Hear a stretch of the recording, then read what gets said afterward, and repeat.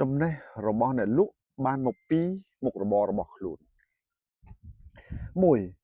រឿងជាអ្នករកស៊ីគឺចំណេះហោះពេញទីផ្សារទាំងអស់សំខាន់យើងចេះមើលឃើញចំណេះទាំងអស់នោះដែរឬទេហើយព្រមទទួលយកមកសម្រាប់ធ្វើការអភិវឌ្ឍខ្លួនយើងដែរឬអត់ពីព្រោះថាយើងអ្នករកស៊ីយើងតែងតែជួបមនុស្សប្លែកៗទី1ទី2ទៀតយើងតែងតែជួបរឿងថ្មីរហូតនៅលើទីផ្សាររបស់យើងនៅក្នុងមុខរបរយើងក្នុងនាមជាអ្នករកស៊ីហើយតើសួរថាតើពេលដែលយើងជួបនោះយើងមានគិតពិចារណាថាខ្លួនឯងនៅខ្វះកន្លែងណាដែរអត់បើសិនជាយើងព្រមទទួលយកចំណេះដែលយើងបានឃើញអ្វីដែលយើងបានឮនៅជួបនៅលើទីផ្សារដើម្បីយកមកធ្វើការកែប្រែខ្លួនយើងនិងអភិវឌ្ឍខ្លួនយើងអានោះវាជារឿងប្រសើរបំផុតពីព្រោះការរៀនសូត្រមិនមែនចាំតែមានសម្ដៅទៅលើយើងមានសាលាត្រឹមត្រូវឬក៏ទីកន្លែងណាមួយច្បាស់លាស់នោះទេឲ្យតែយើងចង់ចេះកន្លែងណាក៏មានចំណេះសម្រាប់យើងដែរ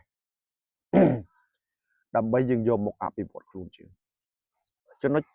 2ជីវិតយើងជាអ្នករកស៊ីប្រៀបដូចជាសម្លមួយមុខអញ្ចឹងប្រៀបដូចសម្លមួយមុខ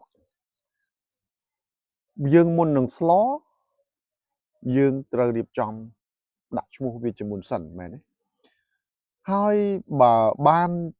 បានយើងរៀបចំរកគ្រឿងតាមក្រោយមិនខុសពីការរកស៊ីនោះទេ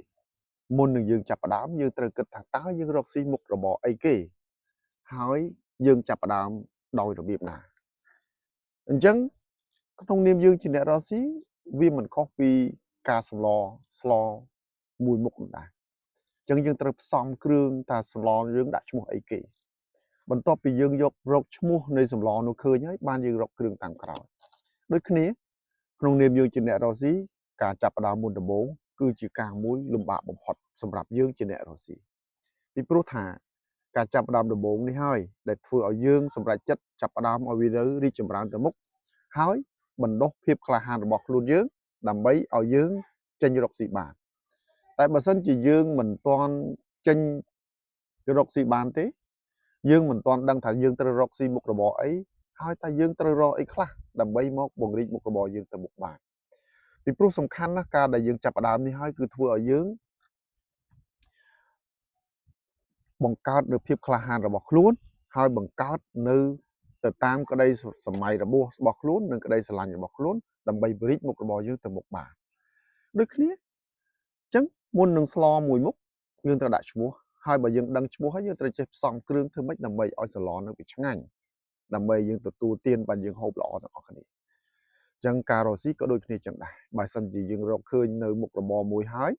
យើងចាប់ផ្ដើមថាតើយើងត្រូវលក់អីគេខ្លះអាហ្នឹងយើងត្រូវទិញអានេះរបស់នេះរបស់នោះបង្កើតចេញជាមុខរបរយើងមួយបាទចំណុច3ក្នុងនាមយើងជាអ្នករកស៊ីដើម្បីឲ្យយូរអង្វែងនោះយើងត្រូវតែហ៊ានផ្លាស់ប្ដូរបទពិសោធន៍ពីគ្នាទៅវិញទៅមកកុំគិតថាខ្លួនយើងនេះចេះសពគ្រប់ជុងជ្រោយឲ្យសោះពីព្រោះយើងម្នាក់គ្មាននរណាមួយចេះអស់ទេហើយបើយើងជួបអ្នកដែលគេចែករំលែកបទពិសោធន៍ឲ្យយើងឬក៏អ្នកដែលគេចង់ប្រាប់យើងដើម្បីឲ្យធ្វើមុខរបរយើងរីកចម្រើនទៅមុខយើងស្ដាប់សិនចុះពីព្រោះយើងកុំគិតថាយើងនឹងចេះអស់កាលណាយើងស្ដាប់ហើយចំណុចណាដែលគិតថាយើងអាចយកមកកែប្រែខ្លួនយើងបានយើងយកមកទៅបើសិនជាចំណុចណាមួយដែលយើងគិតថាយើងចេះហើយយើងចាត់ទុកថាគាត់ជាស្ដាប់ឮទៅវាប្រៀបដូចចម្រៀងមួយបទអញ្ចឹងបើសិនជាចម្រៀងនឹងយើងចូលចិត្តយើងស្ដាប់ទៅវាចូលចិត្តស្ដាប់ឲ្យចប់ចុងចប់ដើមទៅតែបើសិនជាចម្រៀងនោះដែលយើងមិនចូលចិត្តទេតែគាត់តែឮហើយឲ្យវារំលងហួសទៅចូលឮខាងត្រចៀកឆ្វេងចេញត្រចៀកស្ដាប់ហ្នឹងទៅបាទសំខាន់គឺអ្វីដែលយើងចង់ឲ្យវារីកចម្រើនលុះត្រាតែខ្លួនយើងនឹងព្រមទទួលយកយើងត្រូវតាំងខ្លួនយើងជាទឹកកន្លះកែវគ្រប់ពេលអានោះទើបមានភាពរីកចម្រើនកុំតាំងខ្លួនឯងជាទឹកពេញកែវណាកាលណាទឹកពេញកែវយើងចាក់ទៅហៀវាអត់អាចទទួលយកបានពីព្រោះគិតថាខ្លួនឯងនឹងវាចេះអស់ហើយបាទ4ទំនិញថោកឬថ្លៃមិនមែនសំដៅទៅលើទំនិញទាំងអស់នោះទេគឺវាបានមកពីយើងជាអ្នក ចេះកែច្នៃទំនិញរបស់យើងហ្នឹងឲ្យវាមានតម្លៃថ្លៃឬក៏ឲ្យវាមានតម្លៃថោកគឺអាស្រ័យលើខ្លួនយើងជាអ្នកចេះរៀបចំឲ្យមានតម្លៃហេតុអីបានខ្ញុំនិយាយថាកន្លែងនេះទំនិញថោកឬថ្លៃគឺមិនមែនដោយសារទំនិញគឺដោយសារខ្លួនឯងគឺខ្លួនយើងនឹងចេះរៀបចំតម្លៃយើងចេះរៀបចំមុខរបរយើងចេះរៀបចំទំនិញយើងឲ្យគេចាប់អារម្មណ៍ពេលណាគេចាប់អារម្មណ៍ពេលណាគេចង់បានយើងអាចដាក់តម្លៃទំនិញបានឧទាហរណ៍ថាគាត់ធ្លាប់ទិញកន្លែងគេតម្លៃតែ 1000 រៀលដែរស្រាប់មកទិញកន្លែងយើងតម្លៃ1200ឯងទៅហេតុអីបានយើងគិតថាមិនតែបានទិញគាត់អ្នកទិញនឹងអាចសួរយើងហិចមិនកន្លែងអូនឯងកន្លែងអូនឯងមិនបានជាខ្ញុំទិញកន្លែងគេ1000មកទិញកន្លែងអូនឯង1200យើងត្រូវចេះបញ្យល់គាត់ថាដោយសារទំនិញខ្ញុំជាប្រភេទទំនិញចេះហើយក៏ជាប្រភេទទំនិញខុសពីប្រទេសមួយផ្សេងគ្នាចឹងទៅអញ្ចឹងដូចតែខ្ញុំលើកឧទាហរណ៍មួយដូចជាពេជ្រហើយនឹងអំបែងកៅសួរថាខុសគ្នាកន្លែងណាវាចាំងពលឺដូចគ្នាហើយពលឺនឹងចាំងនៅពេលណាពលឺចាំងនៅពេលដែលមានពលឺចាំងចំវាអំបែងកៅក៏ដូចគ្នាបើចាំងចំអំបែងកៅក៏ភ្លឺចាំងដូចពេជ្រដូចគ្នាចុះបើសិនជាអំបែងកៅនឹងទីរងឹតពេជ្រនឹងទីរងឹតសួរថាពេជ្រនឹងមានពលឺចាំងហើយបើសិនជាយើងមិននាំគ្នាឲ្យតម្លៃពេជ្រតើសួរថាពេជ្រនឹងមានតម្លៃទេយើងគិតថាប៉ុណ្ណឹងទៅយើងយល់អញ្ចឹងបានន័យថាសំខាន់អ្វីក៏ដោយគឺការឲ្យតម្លៃរបស់ខ្លួនយើងចំណុចទី5យើងព្រមរៀនព្រមរៀបចំកែលម្អនៅមុខរបររបស់យើងដែលកំពុង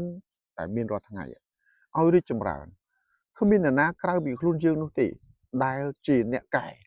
ហើយក៏គ្មានអ្នកណាខ្លាំងជាងខ្លួនយើងនោះដែរបើខ្លួនយើងខ្លាំងហើយនោះអ្វីក៏ខ្លាំងដែរឲ្យតែយើងព្រមធ្វើការផ្លាស់ប្ដូរចំណុចកន្លែងនេះគឺបានន័យថាបើសិនជាយើងពង្រឹងមុខរបរយើងឲ្យខ្លាំងយើងពង្រឹងផ្លូវចិត្តយើងឲ្យខ្លាំងយើងពង្រឹងកម្លាំងចិត្តកម្លាំងកាយយើងឲ្យខ្លាំងហើយយើងក៏តស៊ូយើងវិន័យទាំងអស់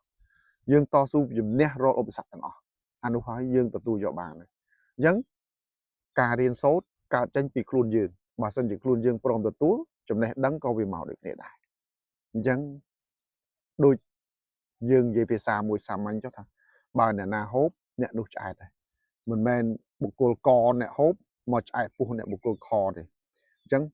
មុខរបរអ្វីដែលមួយគឺយើងខំប្រឹងខ្លួនឯងយើងដឹងថាវាខ្វះខាតកន្លែងណាហើយព្រមទទួលនោះហើយយើងនឹងរីកចម្រើនហើយបាទអ្នកណាអ្នកហូបគឺអ្នកនោះដែលឆ្អែតដែរបាទអរគុណនឹងជួបគ្នានៅវីដេអូក្រោយៗទៀត